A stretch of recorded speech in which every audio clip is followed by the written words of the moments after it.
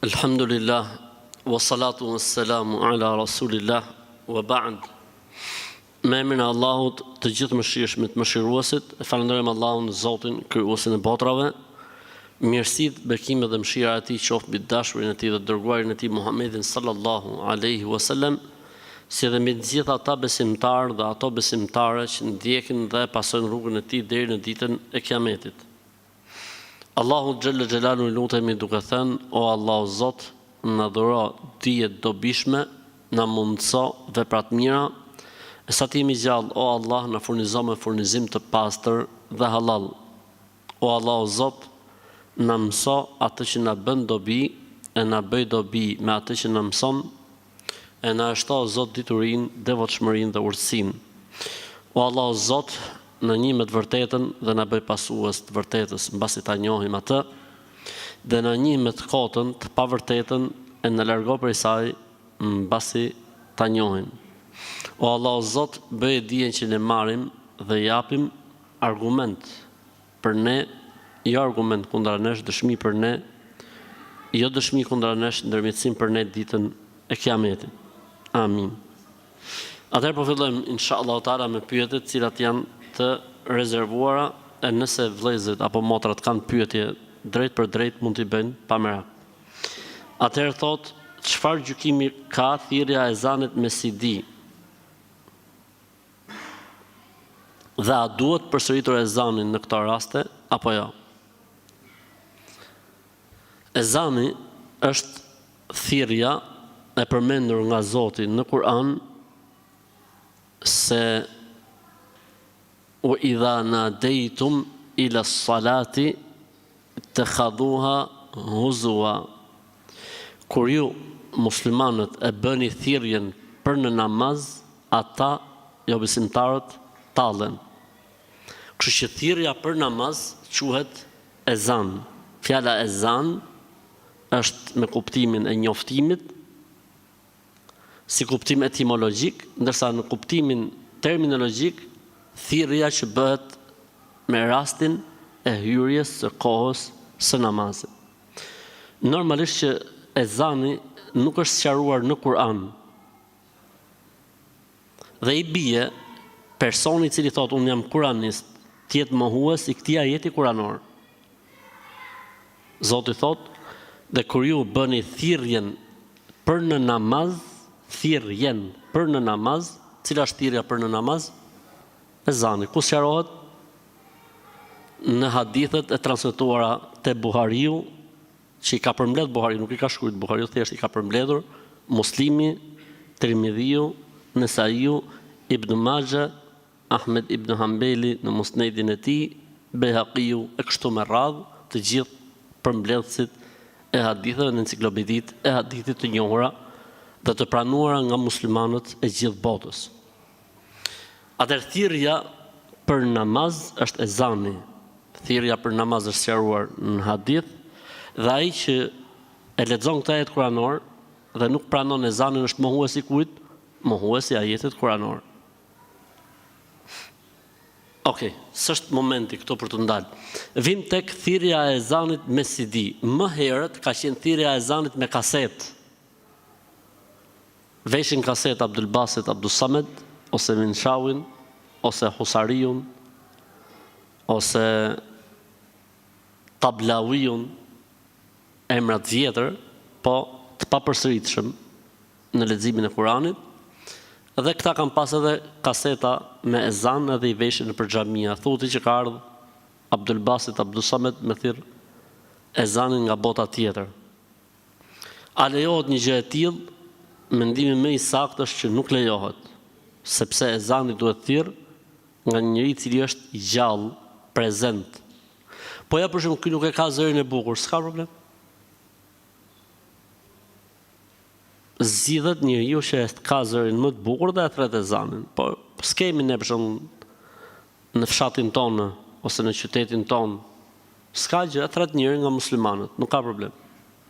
Dhe nuk është kush që ta thrasi me ezan që të tremi lagjen, e thret pa ato përland. Nuk është kush pa ta thrasi me ato përland që të tremi lagjen, po e thret thjesht Allahu Akbar, Allahu Akbar, Allahu akbar, Allahu akbar.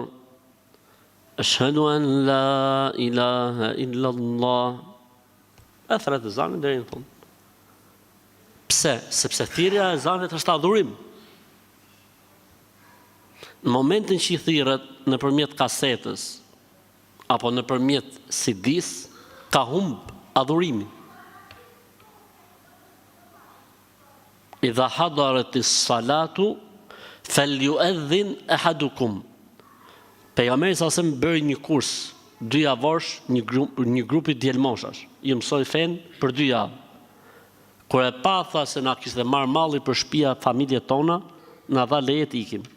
Dhe na tha: kur të vi koha e namazit, ta thrasi ezanin njëri për jush. Maro historia. Pra ezanin në një qytet, në një fshat, në një katun, në një lagje, në një qytez, në një komunë, do ta thrasi një njëri për jush. Nëse nuk ka njerëz më zë të bukur, që zëri i tyre është wow, sa bukur e thirri, nuk ka problem. E thret dikush me një zë të thjeshtë. E rëndësishme është që adhurimi i Zotit bëhet.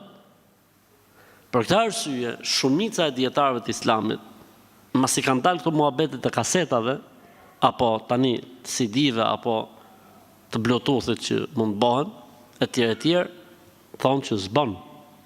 Sepse kështu ne pezullojmë një adhurim dhe shfuqizojmë një nga rregullat dhe ligjet e Islamit. Pastaj pejgamberi sa më thotë, kur të thot muezini Allahu Akbar, Allahu Akbar, ju duhet thoni, kur thot muezini kështu, ju duhet thoni, kur thot muezini kështu, ju duhet thoni kështu. Në këtë rast nuk është duke thonë muezini, kush është duke thonë kaseta, kush është duke thonë kompjuteri, kush është duke thonë celulari. Për këtë arsye nuk bën. Edhe nëse nuk ka njerëz më zë të bukur. Po mirë, nëse ne jemi në një vend ku s'na pyet kush. Para kësaj dua të them që këta njerëz duhen denoncuar dhe këto xhamia duhen denoncuar.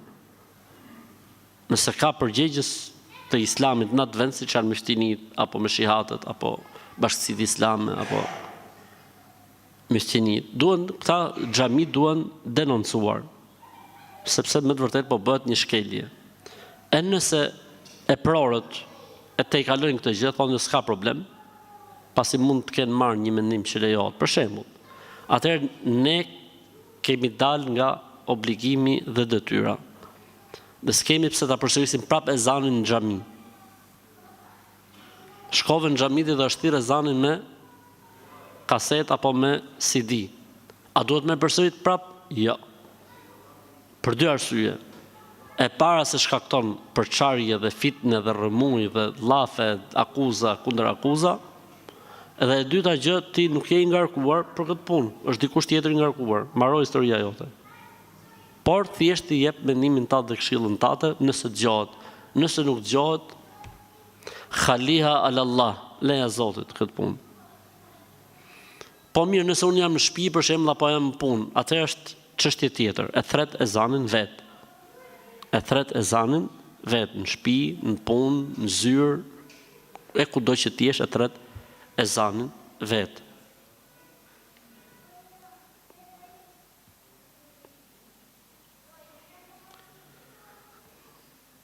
Vim tek pyetja e dytë. Sot thot kishim një fatkeqësi familjare, na ka ndruar jetë gjyshi dhe gjatë ceremonisë mortore në vendin ku rrinte xhenazja gjetëm një far kungulli. A mund të më thuash se çfarë do thot kjo dhe çfarë mund të bëjmë? Asgjë. S'ka asgjë për të shqetësuar. Ka qenë në njëri aty që pa hajde fara kungulli, një nga farat ka rënë në tokë. Ka rrëshqit fara, ka ra poshtë arkivolit, kështu që stresi zero se s'ka asgjë.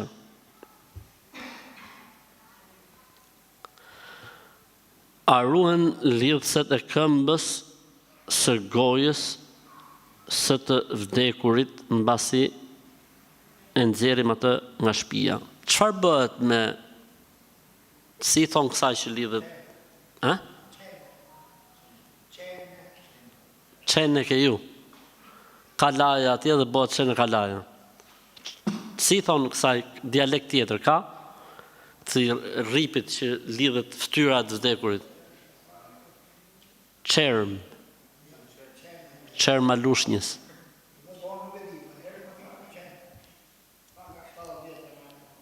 Ka mendim tjetër? Lidhse, po I themi ne. Lidhse e fytyrës. Okej. Edhe lidhsja e komëve, edhe gishtat e 10 komës ja lidhin. Aty që mos t'i rinë komët hallakatura, po ja lidhin. Çfarë bëhet? Hiqen dhe merren nga një njeri I shtëpisë, I familjes. Ky njeriu I shtëpisë I familjes, këto I djeg ose I gropos diku etj. Kujdes që këto të dyja mos bin durët e dashakeqësve, sepse nëpërmjet tyre bëhen magjira. Kini kujdes. I jepen njërit prej familjarëve, djalit, vajzës, dikujt që është I familjes, gruas, dhekurit, ose vllajt, ose dikujt që është aty, sepse përdoren shumë nga magjistarët, Zoti I shkatroft e I poshtroft. Dhe bëjnë dëm për njerëzit. Përfitoj nga rasti, them se janë përhapur tani disa faqe, në për Facebook, në për Instagram, në për TikTok, bëjmë magjira të bardha për të pajtuar, për të rregulluar, për këto janë të gjitha kufër. Dhe nëse njeriu I aplikon del nga feja. Nuk ka në Islam magji të bardhë. Në Islam magjia është e gjithë e zezë. Nuk ka në Islam magji të lejuar, çdo lloj magjie të nxjerr prej feje. Prandaj është një çështje për cilën deri më sot nuk di që të ketë diskutim të dietarëve të Islamit. Nuk bën as për kuriozitet me pa më u fut se si bëhet e çfarë bëjnë, nuk lejohet. Prandaj duhet me pas kujdes të madh.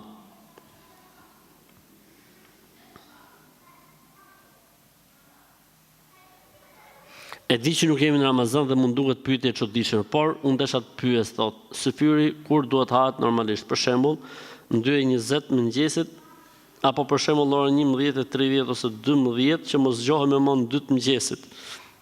Pra, pyetja është, nëse koha e syfyrit është për shembull le themi në orën 2:30 mëngjes, për shembull, se nuk e di se nga është personi që ka bërë pyetjen. A mund të hajmë thot për shembull në orën 11 ose në 12 që mos çohemi më në orën 2:30 për syfyr? S'ka problem, fetarisht lejohet. Sepse nuk është kusht, as detyr, as farz, as vajib me uçu për syfyr. Është sunet.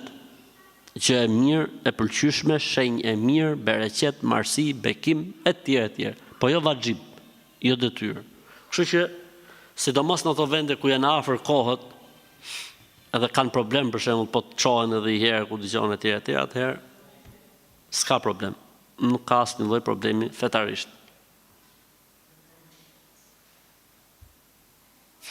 Nëse vërtetohet se një vepër është sunne, pra traditë profetike, e pejgamberit sallallahu alaihi wasallam, si për shembull tekbiret e transferimit.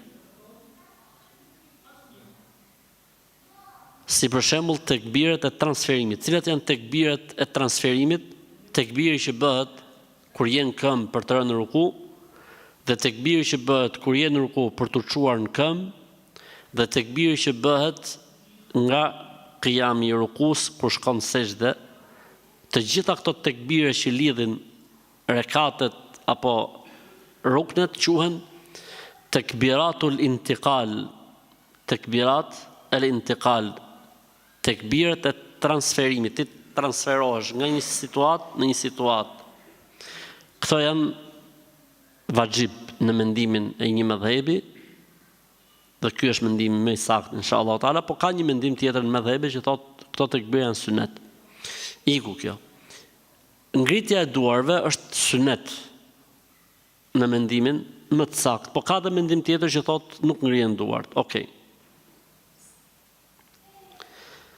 Thot, duke qenë se unë besoj se është sunet, dhe unë dua të ruaj këtë sunet, mirë po në vendin ku jetoj, nuk bëhet ky sunet dhe konsiderojnë bërjen e këtij suneti si përçarje, dhe fillojnë dhe akuzojnë për fenë dhe për besimin tim. Si veprohet në një rast të tillë? A ka ndonjë transmetim? Po. Në rastet e tilla kur veprimi një syneti mund të çojë në përçarje, mund të çojë në humbjen e vllazërisë, mund të çojë në akuzë dhe kundër akuzë dhe harxhim energjie, në këtë rast nuk zbatohet ky synet. Argumenti. Allahu xhalla xhelalu e urdhëron pejgamberin sallallahu alajhi wasallam që të ndjekë fenë e pastër të kujt? Ibrahimit alayhi salatu wasalam. Feja e pastër e Ibrahimit alayhi salatu wasalam e kishte qabën më të madhe se ç'është tani. Dhe e kishte me dy dyer, njëra nga lindja dhe tjetra nga perëndimi, dhe njerëzit futeshin mena në qabë. Pejgamberi sallallahu alajhi wasallam para se me ndru jetë i drejtohet Aishës radhiyallahu anha dhe i thotë: "Laula an qaumuki hadithi ahdin bil Islam, la hadamtu al-Ka'bata wa la banaytuha ala qawaidi Ibrahim." Frika dhe meraku se njerëzit janë të rinë fenë e Zotit, se unë do ta kisha shembur Ka'ben dhe do ta ndërtoja në themelet e Ibrahimit alayhi salatu wassalam. Pejgamberi sa nuk e boni këtë punë, përse? Sepse njerëzit ishin të ri në fe. Nuk e imagjinonte njëri që kishte pranuar Islamin para ai viti që profeti i fundit i vej kazmën Ka'bes, nuk e suportonte dot. Ka'be për ata ishte paprekshme. Pejgamberi sa shenjtërimin e Ka'bes e morën në konsiderat dhe për të mos e humbur shenjtërimin e Ka'bes nga zemrat e njerëzve se preku Ka'ben. Unë besoj se nuk ka argument më të fortë, më të fuqishëm, më të mirë, më interesant sa ky argument. Për këtë arsye fetvaja e ulemave dhe dietarëve është kjo që unë thash. Nëse është një synet që mund bëhet sebeb për përçarje, mund bëhet sebeb për urrëtie, për akuza kundër akuza, harxhim energjie me njëri tjetrin etj, atëherë thotë mos e bëj këtë synet. Avash, ndoshta lehtësohen punët, njerëzit lexojnë, studiojnë etj. Dhe për gjëra interesante është se kam gjetë ndër fetvat në këtë tekstualitet të Ibn Taymiyes, Zoti e mëshiroft, i cili thotë mos i zbatoni synetet në raste të tilla. Synetet që mund shkaktojnë përçarje, mos i zbato, sepse vllazëria, dashuria, ruajtja e rreshtave, ruajtja e unitetit është shumë më e rëndësishme se sa ruajtja e një syneti. E njëjta gjë vlen edhe për synetin e niqabit. Syneti i niqabit është një synet që se mohon vetëm se ndonjë xahil ignorant. Po kur vënia e niqabit nga ana e motrave tona mund të çojë në dëmtimin e tyre apo në dëmtimin e imazhit, njerëzit fillojnë tallën, lozin e ku dëgjon etj. Dhe jep kjo pasoja dhe dëme, atëherë këshillohet që mos zbatohet ky synet, por të ruhet imazhi i Islamit i pastër dhe daveti të ruhet nga akuzat që mund t'i vinë për shkak të ruajtjes apo bërjes së këtij syneti, dhe kjo vlen për të gjitha. Dhe kjo vlen për të gjitha.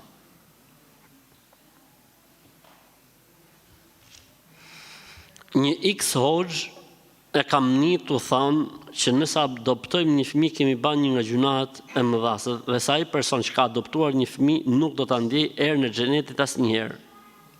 Desha me ditë, a është e vërtet kjo apo jo? Sepse kemi një familjar në rrethin ton të gjakut që e ka bërë një gjë të tillë dhe janë të friguar nga dënimi i Zotit për shkak të kësaj që ka thënë ky hoxha. Faktikisht unë nuk kam qejf pyetjet që thonë është pyet një hoxh dhe ka thënë. Përderisa është pyet një hoxh, rri me atë që ka thënë ai hoxha. E rëndësishme, çështja e adoptimit ka dy momente. Momenti i parë kur ai adoptohet pa i treguar asgjë. Pa i treguar të vërtetën e origjinës të tij, pa i treguar të vërtetën si qëndron me të etj. E dyta, kur bëhet adoptimi dhe nuk i përmbahen adoptuesit rregullave të shariatit. Në këto dy raste adoptimi bëhet haram. Po s'ka lidhje me xhehenemin, djegje kaq vite, miliona vite, s'ka lidhje, është haram si veprim. Kaq. Është problem kur futet hoxha më thellë, xhenem, kaq shekuj, kaq vite etj etj. Nëse adoptimi bëhet për nevoja dhe i tregohet fëmijës së vërteta, ne ty të kemi marrë me fatrof. A dini çfarë është befatrofi? Jo ti, se ti je moshe vjetër. Shtëpia e fëmijës. I kanë pas thonë befatrof. Ne të kemi marrë ty tek shtëpia e fëmijës, ti je me këta prindër, ne të kemi marrë për shembull se ishe jetim. Ne të kemi marrë se s'kishim fëmijë dhe të morëm ty për fëmijë, etj dhe i sqarohet e vërteta. Nëse i sqarohet e vërteta, dhe i përmbahen rregullave të shariatit, se ky është i huaj, që do të thotë nuk e ka trashëgimin si fëmia. Ky mund të marrë me testament trashëgimi, po nuk mund të marrë trashëgimi si fëmijë gjaku, biologjik. Etj, pra nëse i përmbahen, cili ishte e para tham, nëse i tregohet e vërteta për gjenezën e tij, pra për origjinën e tij biologjike, dhe i përmbahet kjo familje që e ka marrë këtë fëmijë rregullave të besimit islam, absolutisht adoptimin në këtë rastin e dytë është halal, i lejuar dhe ka sevap dhe shpërblim. Për shembull, jepet një hapësirë me marr fëmijë nga Gaza me i rrit ne muslimanët, me adoptu. S'ke listë tjetër si të marrësh vetëm se përpjet adoptimit. Lejohet apo s'lejohet? Lejohet, s'ka asnjë problemi. Ju tregohet origjinën si e keni, ku e keni, edhe rrit fëmijët e muslimanëve, çfarë problemi ka? Dikush ka ndru jetë, edhe babai dhe nëna dhe ka lënë fëmijë jetim. Gjyshi dhe gjyshi janë vjetër, të mëdhenj nuk i rrisin dot, ku dëgjojnë etj, s'ka institucione të besueshme që mund të kujdesen për këto fëmijë. Lejohet me adoptu këto fëmijë? Lejohet. Por ju tregohet e vërteta dhe rregullave duhet me qëndru fiks, siç thot shariati. Kështu që nuk ndahet kjo punë kështu. Po jo, xhehenem, xhenet, po puna është, ka nevojë për të sqaruar. Nëse është kështu, lejohet, nëse është kjo tjetra, ndalohet dhe mbaroj historia. Motra ime para 2 ditë është smurë rënd dhe ka rënë për tokë, pastaj ka mbet pa vetdije, i ka parë disa melaqe duke i thënë, ti s'ke jetë më, ti ke dek. Duke e thirrur, kjo është mundu të flasi, por vetëm ka gjëmu, ju lutem jepni përgjigje, motra është gjallë. Do të thotë që s'ka dek, është gjallë motra, nuk ka dek. S'kan qenë me lajka ato, po kanë qenë shejtan, kanë dash me e trem. Se ti kishin tonë ato këtë dek, e në diq, do të thoshim që kanë qenë me lek, me gjithë men. Po ku ta mershim vesh ne që i thanë me lek, po të kishe dek motra, po ku ta mershim vesh ne që i thanë ato me lek, ti ke dek. Kështu që s'kan qenë me lek, po kanë qenë shejtan. Kanë kaluar aty drejti, kanë thonë po lozi me shik.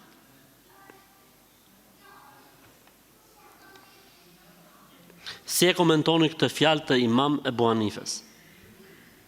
Ajde, bismillah, Ebu Hanife është nga 4 imamët të mëdhej dhe nuk ka musliman mbi sipërfaqen e tokës që mos ta dojë.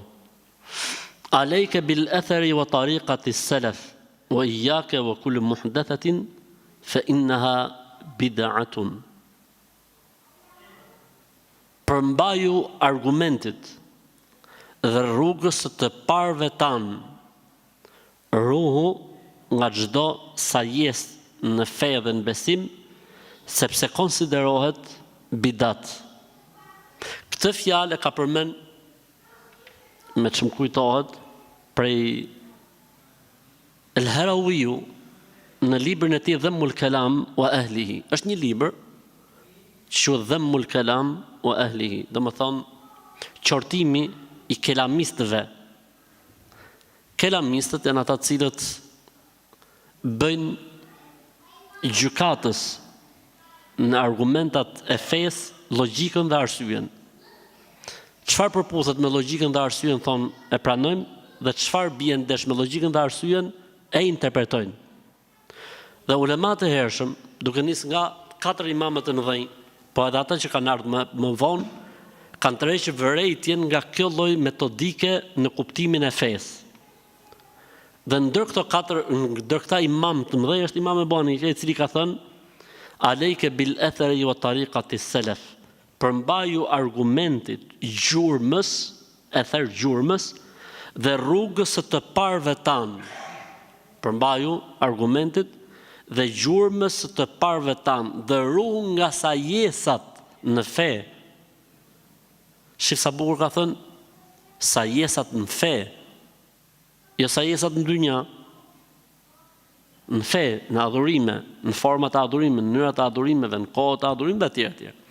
Sepse çdo sajes në fe konsiderohet bidat. Po bidati ku e ka venin? Në zerë xhenem. Pra kështë një fjalë e bukur e Imam Ebu Hanifës. Ka dhe fjalë tjera të bukura Imam Ebu Hanifës për kelamistët. Imam Shafi'i u thot, unë gjykimi im për kelamistët është që të lidhen si për gomerve dhe të shëtiten në përfshatëra dhe qytete dhe të goditen me gur dhe me shapka. Sepse në momentin që ti e merr argument dhe thu prit, sepse po të themi kështu, po ta pranojmë argumentin, do të thotë se kush je ti që gjykon argumentin? Argumenti pranohet dhe nuk diskutohet. Besohet dhe nuk interpretohet. Sidomos kur bëhet fjalë për cilësitë e Allahut, ose kur bëhet fjalë për gajbiatet, për çështje që kanë bënë me botën tjetër apo me botën, domethënë jashtë asaj që njeriu ka mundësi perceptojë.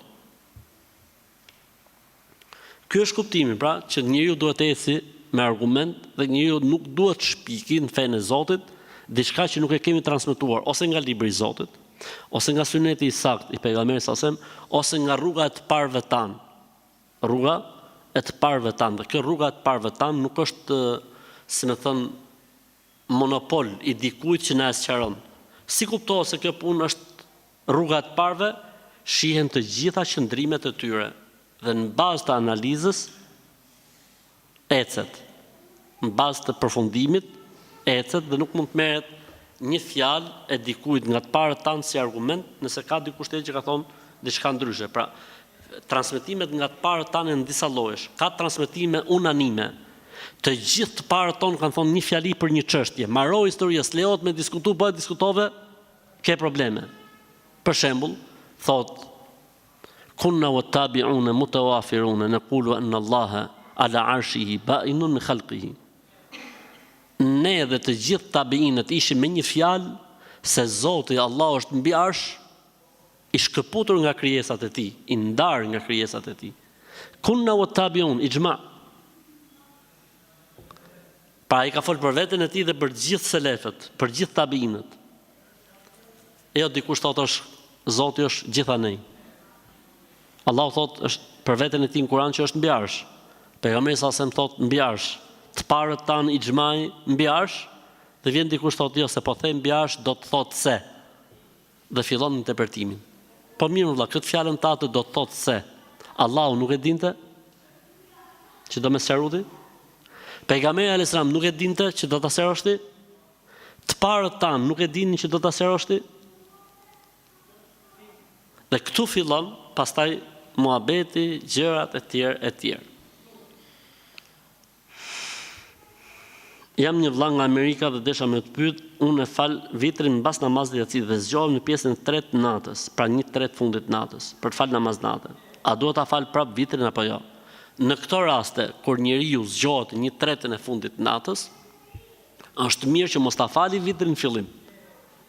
Ka hadith sakt i cili thotë, kush çohet natën vonë, mos ta fali vitrin.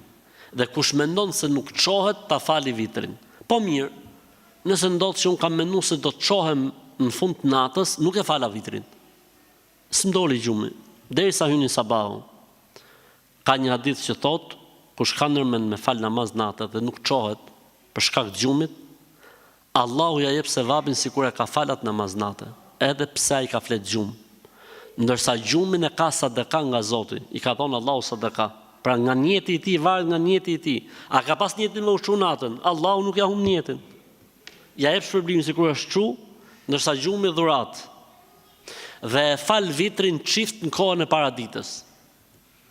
Sa e ka pas traditën që falte namaz natë, për shembull, 8 namaz natë plus 3 vitrin, 11. Në kohën e duhas fal 12 rakat me njetin e asaj natës. Po mirë, Nëse e fali vitrin fillim të natës, se kishte frikë se ishte i lotë, se s'do të çohet në fund të natës, dhe u çu në fund të natës. Atëherë themi në këtë rast nuk e përsërit më vitrin. Po çfarë bëj? Fal dyshe. Po mirë, ka një hadith që thot namazi i fundit duhet të jetë vitri, kur është puna me zgjedhje dhe me dëshirë. Kur është puna jashtë zgjedhjes dhe dëshirës, ka tolerancë. Qartë? Po mirë, e fali namazin e vitrit në fillim të natës, sepse mendoj se nuk do të çohej, dhe pastaj u çua, tha me fal, dyshe. Ka më vitër ky? S'ka vitër. Ka një mendim që thotë e fal dhe i rekat në fillim fare, dhe vitri para gjumit i kthehet në çift. Por ky është mendimi i dobët në mendimin më të saktë. Pse? Se s'ka argument tillë në shariat që ti të falsh një namaz mas një namazi e të bashkohen namazet. Se ekziston kjo gjë, kështu që bie poshtë.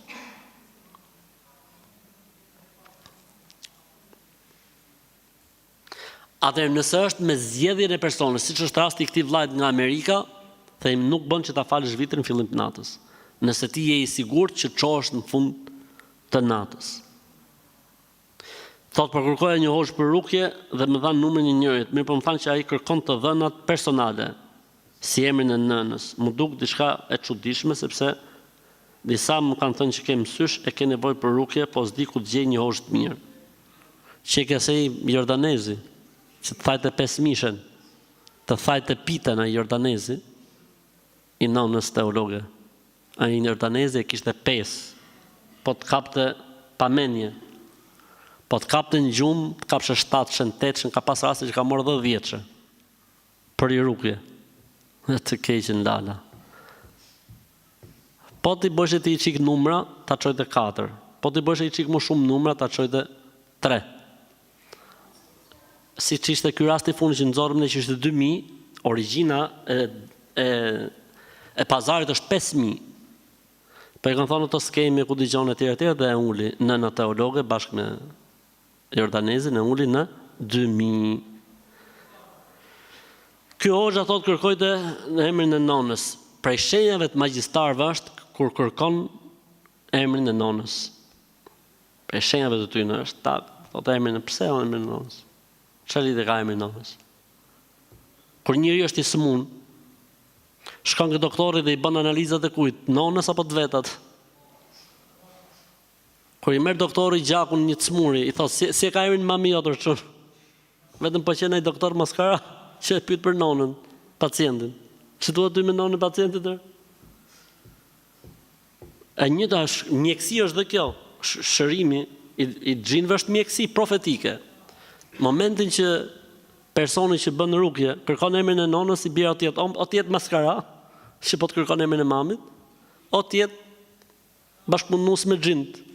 Në të dyja rastet zëherr puna, me qenë maskara që të kërkon emrin e nonës, larg maskarajt. Me qenë bashkëpunues me xhint, daha më keq, sepse ti futu shtrit mrena kur çohesh ti, çohesh ke ledhijet të khabatu shejtanu min el-mes. Kështu që larg këtyne mashtruzve, maskareve, quaj si dush, sepse nuk ka nevojë në rastin e rukjes që të kërkohen dhënat personale.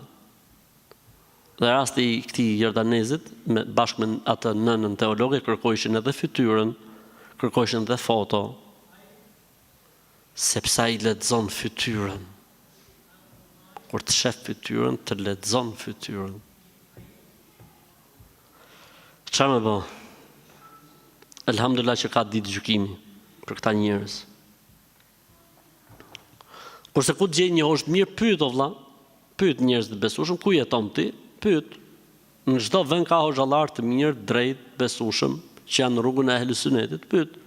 Po që në Tiranë, pyet hoxhallarët e Ahlus Sunetit, po që kudo që ti jesh pyet atje. Kush është për rukje? Filoni, shko aty ku duhet. A është e vërtet që kur kalojmë afër koshave në rrugë, s'duhet përmendim Zotin? Jo, s'është e vërtet. Zoti përmendet në çdo kohë, çdo herë, gjithmonë, dhe s'ka lidhje me koshat. Jam në shkollë dhe orari më pengon që të fal namaz dhe ikindis dhe akşamit, dhe nuk kam ndonjë vend përshtatshëm për t'u falur.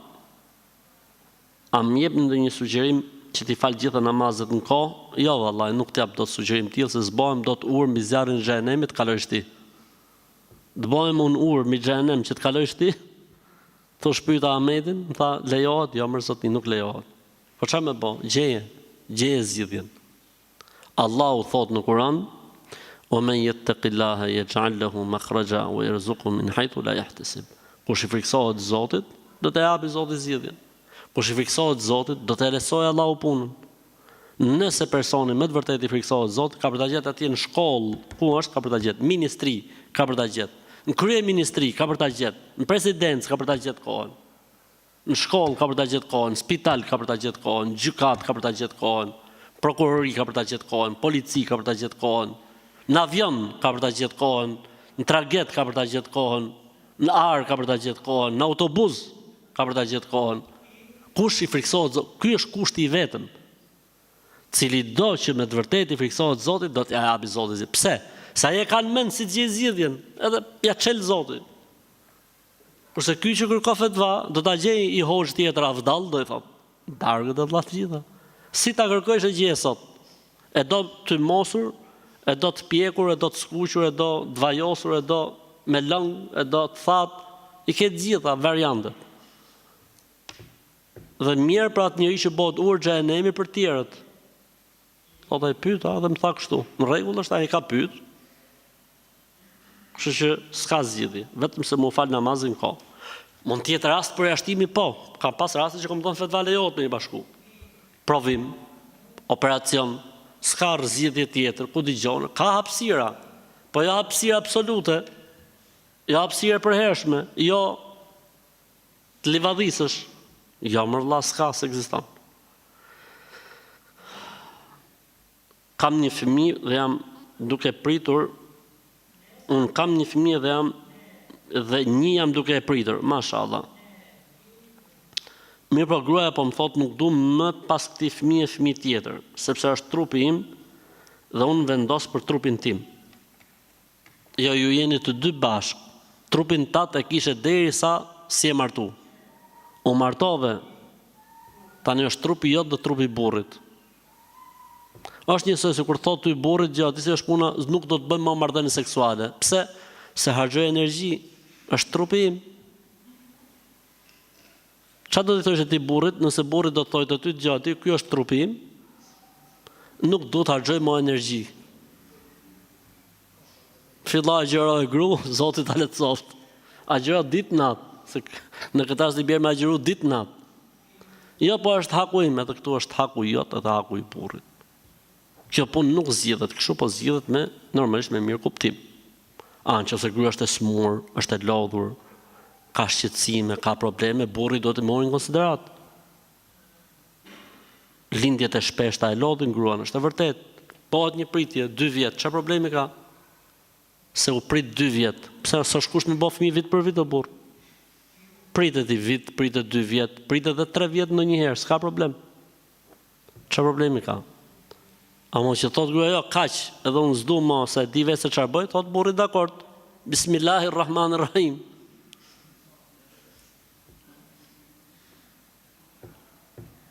Do zbatoj, thot ajetin numër 2 të surës An-Nisa. E filla pastaj qa me lot. Si e mori dytën? E mori pra se ti thu s'bëj më, kam trupin tim. Edhe i thot atë, unë kam trupin tim.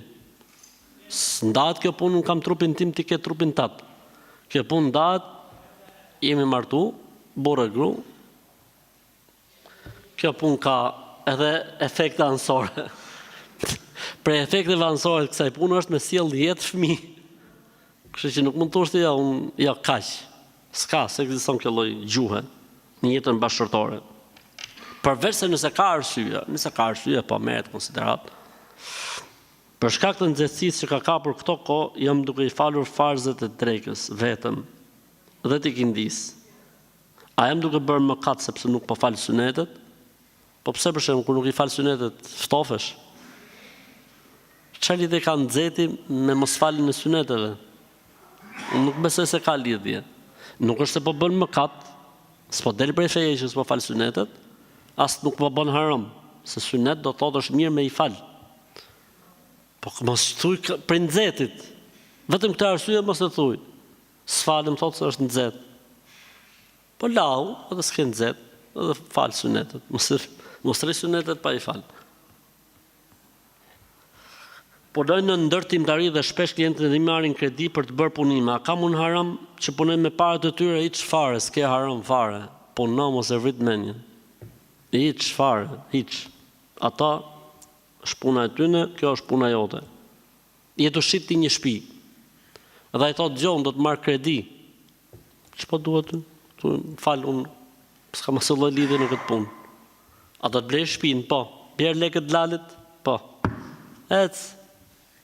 Si puna ti thotë gjota, unë s'kam lekta me të la borxhin, po konvertoj me mor kredi, tha, me foto të muslimanin siklet. Këta nuk e ngjej fare, nuk ngjej fare çfarë thu, po mbjer lekët e borxhit. A hyn kredi, a hyn kamat, a hyn riba, a hyn ngojt ujkut, s'më intereson. Mbjer lekët këtu, ty Zoti ta lehtësoft. Po, ka në një pyetje? Po, ngrije zërin, pa. Shifta në përgjithësi, dhe më thonë, nuk është kush që të njifet, po ka njerëz që kur futet në i takim, kur futet në i mezhlis, zemrat e njerëzve e pranojnë. Ky është kuptimi. Dhe ka njerëz që kur futet në i mezhlis, ngjall neverin tek njerëzit. Edhe tek musliman futet dikush, njerëzit shpirti i tyre në zemra e pranon, nuk ngjall. Dhe ka dikush kur futet në mezhlis, fillon të ndihesh keq. Edhe pse ai mund të jetë musliman. A kupton? Po në përgjithësi, domethënë kur dikush është besimtar në rrugën e drejtë, në rrugën tamam, ai nuk ngjall në veri. Pavarësisht se nuk e duan të gjithë njerëzit, sepse ka grupe, ka deviacione, ka është normale.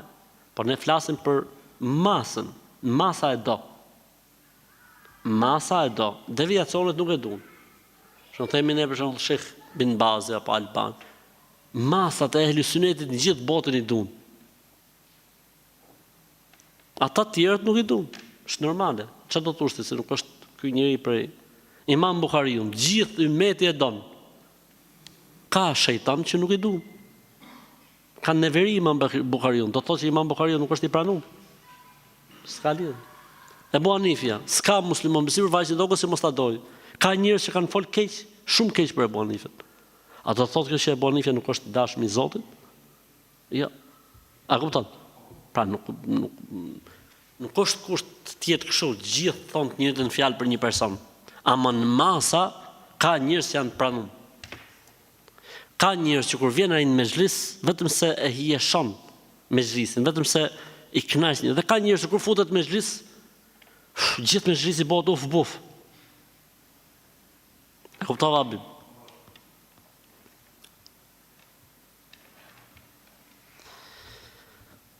Mami im është muslimane e thotë shahadetin, por nuk fal namazin dhe pse e din që namazi është obligim, po thotë nuk e bëj dot. Dhe gjithmonë kur therr diçka, therr me bismillah. A futet tek hallalli ky lloj mishi? Gjithmonë ne kemi thënë që personi që e therr mishin duhet të jetë musliman, ose i krishterë, ose hebre, që mishi quhet halal. Kjo nëna jote që thotë shahadetin, do është muslimane, kështu që mishi i saj është halal, edhe pse s'fal namaz, përderisa nuk e mohon namazin. A po ta mohojte namazin dhe t'i bite hasha, atëherë jo bismillah me thonë përpara, se me therë, pa edhe El Fatihan me kënu, bëhet haram mishi. Kështu që në këtë rast je okay dhe mishi që therët për nënës tatë është halal. A është e lejuar tregtia trading në Forex haram? Si lexohet?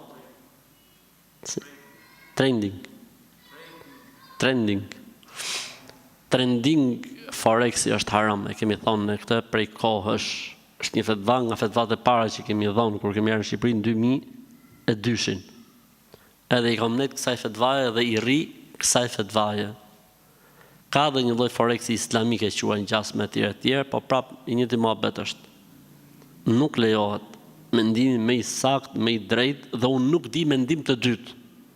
Më solli një ditë një fetvat njëri Tofik Abdurrazak 78 emra, ai kishte thënë halal. Kush është ky më vëlla? Shif me njoft emrin.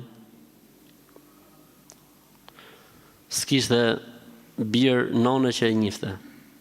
Pra dalin fetva në internet edhe në rrjetet sociale i thon arab thot ala kejfek, si ta ketë qefi ty, si e deshe ti shok? Halal, ta gjeni fatva halal. Po kjo punë nuk është si ta do qefi, kjo punë është si është argumenti. Si është argumenti, kështu që foreksi me të gjitha dimensionet e tij është haram dhe për këtë ka fetva nga Mujamma al-Fiqhi, Akademia Botërore e Fikut Islam. Marrojnë historia. Tani dalin Tofik edhe Abdulrazak edhe Abdul Haq edhe ku dëgjon Abdul Samet. Po i hirlla shko futi tas lall dhe në vazhdo emisionin për shqiptarët e 70. Në balkonin tim gollubat po bëjnë strofëll.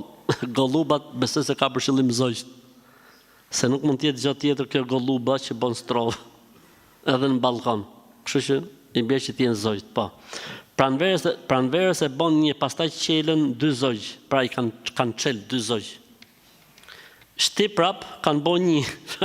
Tani më vonë thot, ju ka pëlqyer balkoni me sa duket, edhe kanë bën një shtëpi të dytë, një folet të dytë. A është haram thot më aprish stroflën e vezët me i hudh? Se kam 2 fëmijë të vegjël e balkonin më duhet për me terë robat. Po bëj stre poshtë asaj stroflës glupit, si kishte emrin glupit,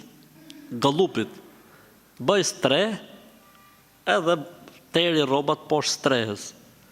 Ti mund t'i ndalojsh pa e bon, po jo masi e kanë bon. Pa e bo strehen mund t'i ndalosh, s'ka problem. Ama nëse e kanë bo strehen, gjynaf. Mos u aprish folen. Kështu që Zoti ja lehtësoft teri rrobat në një vend tjetër këtë verën tjetër ose pranë verën tjetër, mos i le fare. Sa të vinë? A boni do të një video për shpjeguar se si merret gusl? Vallai kështu me video se bëjmë dot se.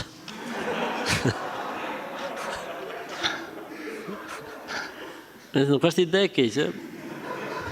U vesh nga kërthinza deri ke gjujt edhe me e bo një kështu interesante, ha?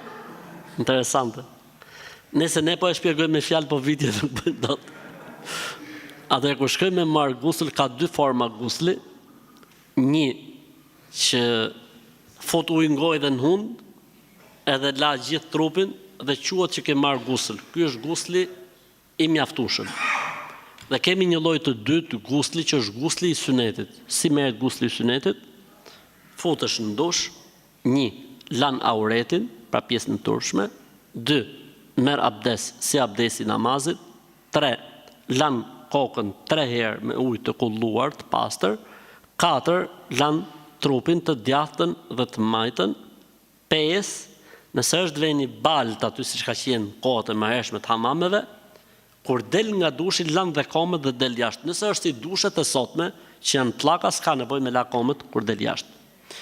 Ky është gusli sunet, që do të thotë, para këtij mund të përdorsh shampo, mund të përdorsh sapun, mund të përdorsh gryrsa, mund të përdorsh fshirsa, mund të përdorsh furça etj etj.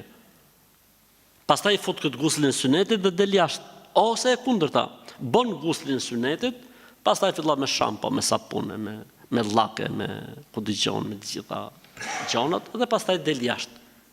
Pra kjo është puna e guslit si mas farzit dhe sunetit.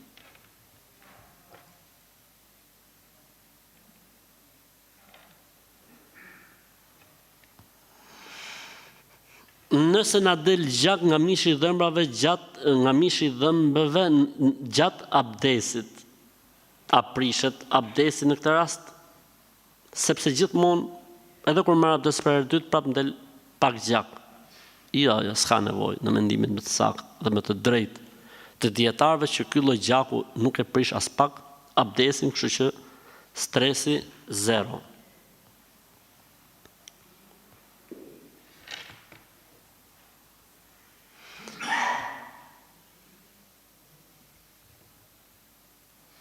Si jemi me kohën?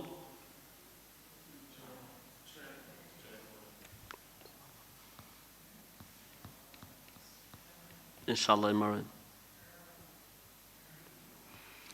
Më duhet nima juaj për të kthyer përgjigje dikujt që më drejtoi këto pyetje. Hajde, bismillah të shohim. Zoti supozohet, thot ky që ka bërë pyetjen, pra qafir i bjerë me qenë, Zoti supozohet që është i plot fuqishëm.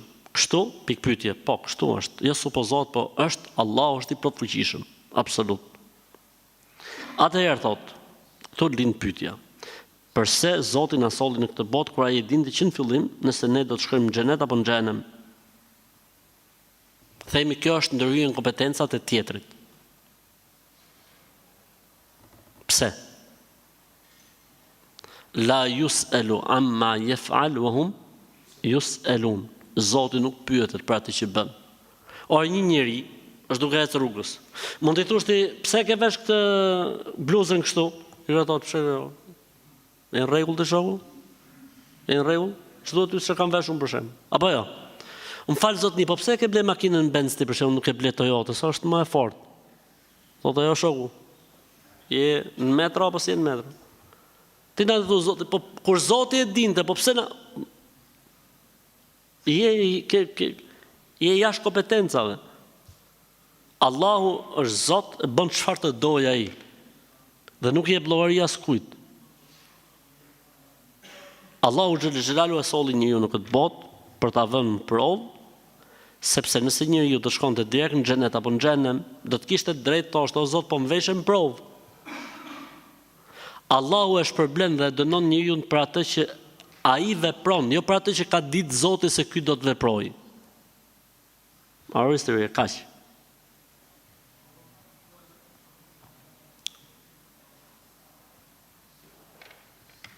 Pse nuk ka asnjë provë materiale që ka pasur profet të dërguar për çdo popull? Apo mund të vërtetohet vetëm ekzistenca për hapësira të caktuara gjeografike për profetët e përmendur, të cilët janë dërguar librat përkatës? Tani cila është pyetja? Allahu i ka dërguar profetët në ato popull që kanë qenë zonat ndërlidhëse dhe më të rëndësishme. Për këtë arsye shumica e profetëve këto të fundit kanë ardhur ku? Kanë ardhur pikërisht në zonën e Shamit dhe të Gatisht Arabik. Pse? Se ka qenë nyja e botës. Karvanet, lajmet, çdo gjë kalonte në atë zonë. Pra nëse dikush kalonte aty, merrte vesh që ka profet, ka pejgamber, ka fe, ka besim, ikte në Kinë, ikte në Rusi, ikte në Indi, ikte në Evropë, ikte në Afrikë, merrte lajmin me vete. Merrte lajmin me vete. Kjo është meseleja.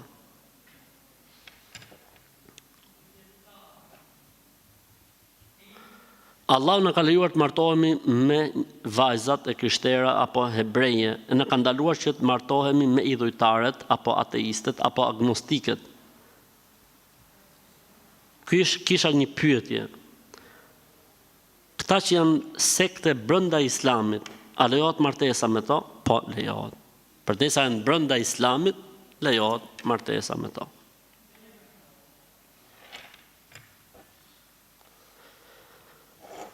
Kur ndëroi jetë gjyshja të copën që lidhet goja dhe këmba, kur ja hoqën i kishte marrë dikush një afërm i jon, dhe ditën tjetër e mora vesh që i kishte futur në mur të shtëpisë ku jetonte gjyshja.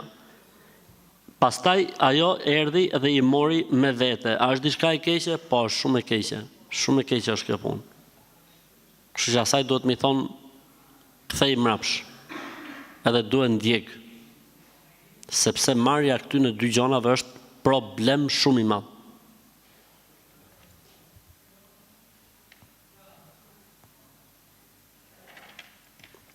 Nëse dalim nga shtëpia para ditës dhe udhtojmë mbi 80 km që të marrim statusin e udhëtarit dhe kthehemi pas ditën në shtëpi pasi ka kaluar koha e drekës, si duhet i falim namazet? 2-2 apo 4-4?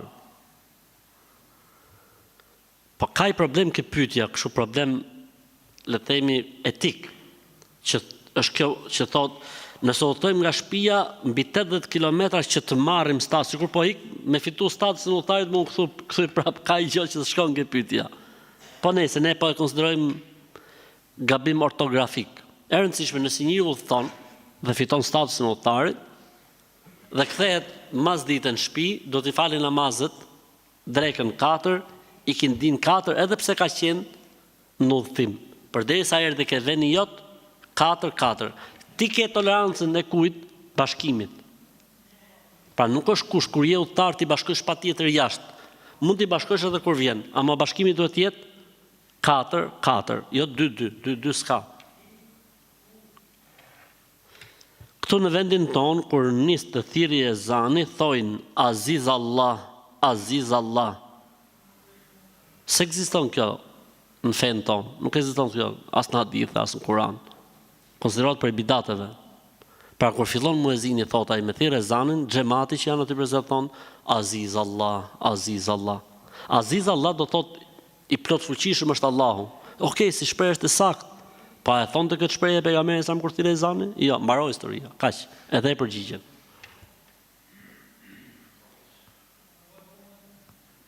Kur jemi duke marrë gusl, a duhet patjetër ta shpërlajm gojen dhe hundën, apo mund të marrim abdes? Nëse merr abdes i në rregull, nëse shplan vetëm gojen dhe hundën, i në rregull.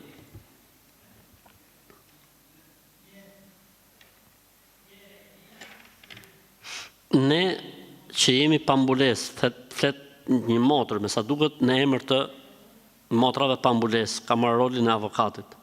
Kur jemi me agjërim, a lejohet të rrim me mëngë shkurtra dhe me xhinse të ngushta?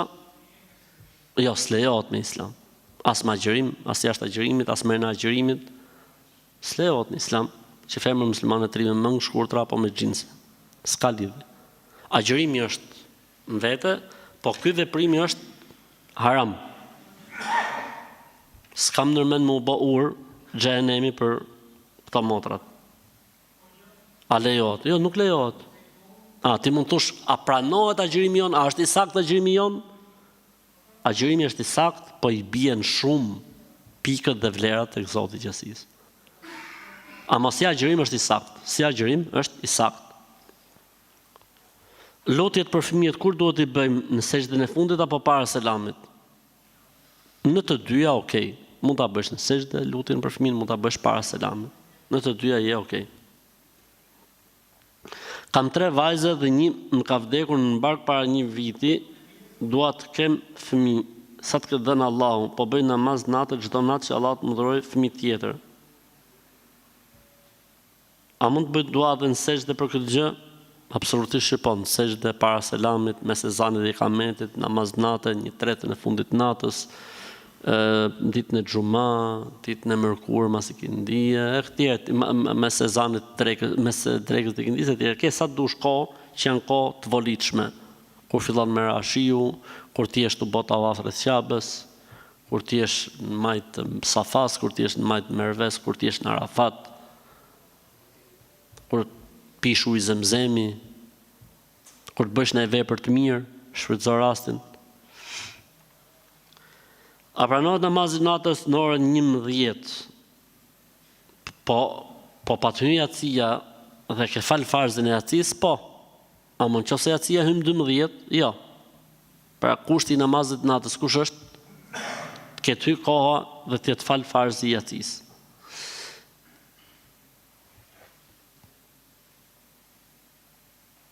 Çfarë është dita e Kiametit? Dita e Kiametit është dita kur njerëzit do të ringjallen edhe një herë dhe do të dalin përpara Zotit me dhënë llogari. Thot Zoti në Kur'an: "Yawma yaqumu an-nasu li rabbil alamin." Atë ditë do të dalin njerëzit në këmbë, do të qëndrojnë në këmbë para Zotit të gjithësisë. Për këtë arsye ka marrë emrin Yawmul Qiyame, dita e Kiametit, dita e qëndrimit gatitu në këmbë para Zotit për të dhënë llogari. Para disa kohësh nga vdek babai dhe ndarku dridh shtëpia poshtë si tërmet. Çfarë kuptimi ka? Asgjë s'ka, thjesht ju ka bëj juve kështu. Se po të kishe ra tërmet, do të kishe thonë televizori atë natë, do të kishe thonë sonte, unë ndjen në tërmet me shkallën kaq Richter. Kështu që ju ka bëj juve dhimbja, sikleti, edhe ju ka duk si kur ka ra tërmet. Femrat që janë me hijab në prezencë të dhëndrit të qikës, dhëndrit të gocës. Jo dhëndrit vetë, po dhëndrit gocës, pra goca ka martu gocën, dhëndri gocës. Kjo i bie që tjetë gjyshja, apo jo? Kështu i bie që tjetë gjyshja. Femrat që janë me hijab në prezencë të dhëndrit të çikës, nuk thot dhëndrit vetë, dhëndrit çikës, pra çika ka martu gocën, është dhëndri çikës. Çika para dhëndrit vetë, rri pa hijab. Apo jo? Çika para dhëndrit, rrin pa hijab. Sepse haram martesa, quhet mahrem. Po gjyshja nona nonës e njëjta gjë. Mund të rri pa hijab përpara dhëndrit të gocës. Namazi i natës çfarë ore fillon? Mas yacie deri në sabah. Më del xhaxhai në ëndër dhe më thot çohu nga gjumi dhe mos thli. Shumë kam nuse vllajt që bën magji. S'ka lidhje, pse duhet me bë lidhje? Ai shiqë që zgjoha për namaz. Mashallah, çohu fal namaz natë. Pa nuk është o vlezën, ne kemi thonë dhe herë tjetër kur shohim më ndër dikë, nuk do thotë se është ai robi që ka ardhur me të thonë muhabete. Po Allahu xhelalu ta bjerë imazhin se do më dhon një mesazh të caktuar. Në gjë shumë thotë që shkruhet e hijabi, çfarë është hijabi? Hijabi është mbulesa e muslimanes, që duhet plotësoj disa kritere të caktuar që e kemi përmend gjatë pyetje përgjigje javën e kaluar. A është haram me r, jo haram, pa haram.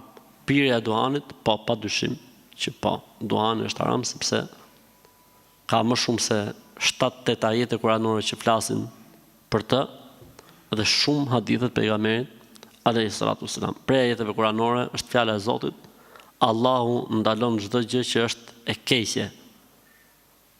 S'ka njeri në botë që thotë duhani është gjë e mirë. Allahu thotë Kur'an mos shpërdoroni parat tuaja. E duhani nuk është diçka që është i dobishëm. Allahu thotë në Kur'an mos vrisni veten, duhani është vetvrasje e ngadalë.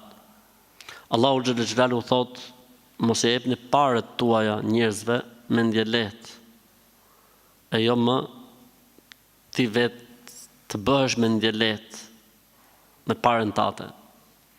Pejgamberi sa më thotë mos dëmtoni as veten as të tjerët. Dhe hadithi më i bukur dhe më interesant është naha Rasulullahi sallallahu alaihi wasallam an kulli mufattir.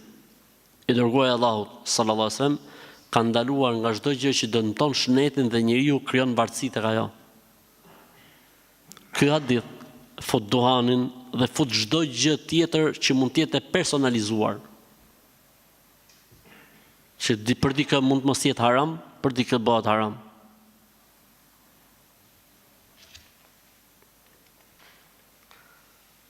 A humb vlerën namazi nëse falet ulur për shkaqe të ndryshme?